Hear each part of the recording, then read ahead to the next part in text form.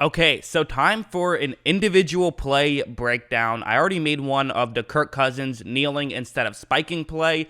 This one was another one I wanted to make because it's an interesting situation talking about what really went wrong and what really happened here. So the way this play is supposed to work for Atlanta, pretty simple. You have 4 players go out and block. You then have a 5th player. He just catches the ball. This is what a lot of teams do when they're trying to recover an onside kick. So Dallas, knowing that, they're not just going to kick it up and hope for the best because that rarely works. Instead, what they're going to do is what's known as a helicopter kick. You kick the ball hoping that it spins a lot, which just means that no Atlanta Falcon really wants to jump on it, or if they do jump on it, potentially they don't get it cleanly, and then a Dallas player can jump on it instead. Again, this is a classic example of football is stupid. Why, in one of the most important plays of the game, is it coming down to you just hope that some random special teams guy can't cleanly field a football that's on the ground?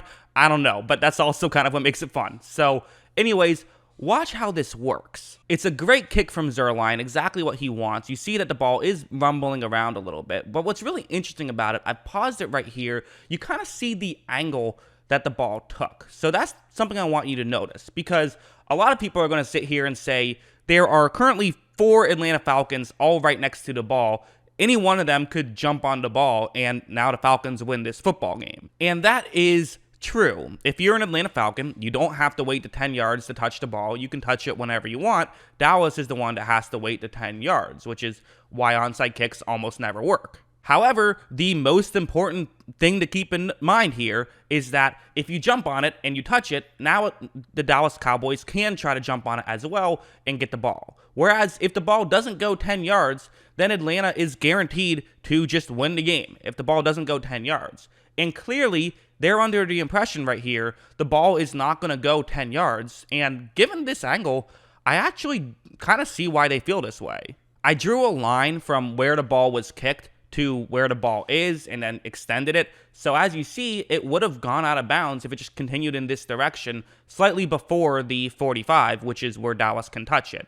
And should be mentioned, I used Microsoft Paint to make this work. So it's not exactly a completely scientifically perfect estimate, but I did sort of fiddle around with like a piece of paper and a pen and pencil and trying to figure out exactly if this angle would make it look worse or better, if it would change things. I don't think it would change anything, but I'm not, not a mathematician, could be wrong about that. However, at the very least, it's very clear to say that probably you can understand why they thought that it wouldn't go all the way past the 45-yard line. It would either go out of bounds or just stall out. However, the issue is that we do not play football with a perfectly round ball. It is a weirdly shaped ball that can take some funny hops. And you are going to see this take a funny hop. Watch. Look right there. Watch it take a funny hop forward, and then it ends up going past the 45-yard line. That is crucial in this. That little hop completely changed things. If it doesn't take that hop, I do think that the ball probably doesn't go past that 45-yard line, and it ends up being, instead of a great kick, it's not a very good kick, and they never even had a chance. So does this excuse the Atlanta Falcons? Well, probably not. The reality is they probably should have still, in my opinion,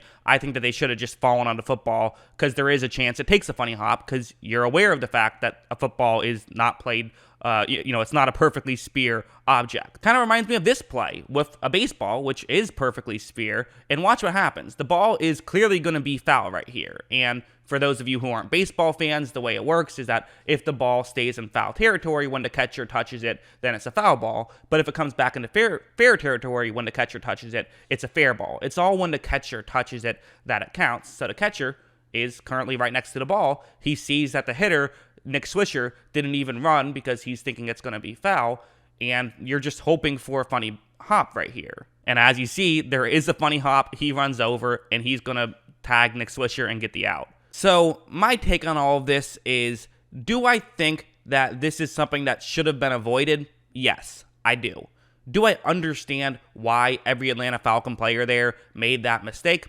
Yes, I also do. It's understandable, and it's not really a situation that's happened before in football like that, so it's kind of understandable that no one would have expected it to happen. It's kind of just an unfortunate break for the Falcons. That's what I think. What do you guys think? Let me know in the comments below. Always love hearing from you, and of course, as always, thanks for watching.